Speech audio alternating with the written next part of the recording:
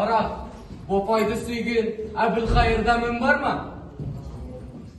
Бопайды сүйген Әбілқайырда мін бар ма? Немене? Бар. Жалаң аяқ, жалбыр бол, Әбілқайыр болатынсың. Бопайға тең келер күйің бар ма? Алаяқты 90 күреңді, 60 бастақ бозатты, Жәңгір Сұлтан санап бермеңді, Бопайсыз қалар еді. Әбілқайырға тең келер қайсысын бар? Қол бастамақ қауқарым болды ма? Әлде ел бастамақ қауқарым бар ма? Жетік әулетімен, Өсекемен кектессе, Шыңғыс бабаның әруағы кешпейді Барақ Сұлтан.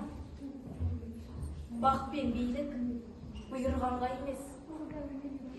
Билік пен бақ таласқанға емес, бұйырғанға болады.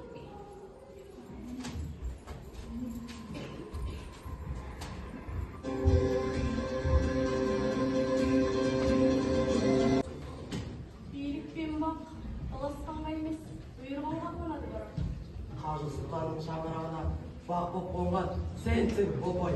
Әбілқайырдың бағы сен, аналарымыздың бағы саған көшті. Сенен көшкен бақ Әбілқайырға көшті. Көшкен бақ қайтпайды.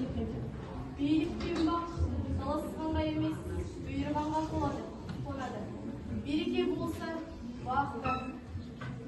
Табылдық бар.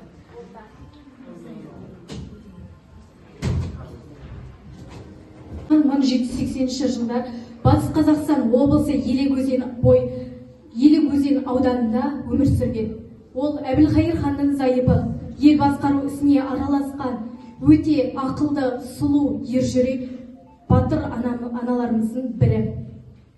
Ол Кенесары ханның адай руынан шыққан, батыр табынайтын үлкен ұлы Сүйіндіктің қызы. Ол Кенесары көтерілісіне қатысуды халық арасында жалмай талықпай үндеумен жүрді. Бірақ кейін ол өзінің 6 ұлымен бірге жорыққа шығады. Ол 600 адамдық жорыққа қолбасшылық етеді. Бопай ханым кешегі қазақ қыздарының қолбасшысы болса, бүгінгі қазақ қыздарының үлгі тұтары.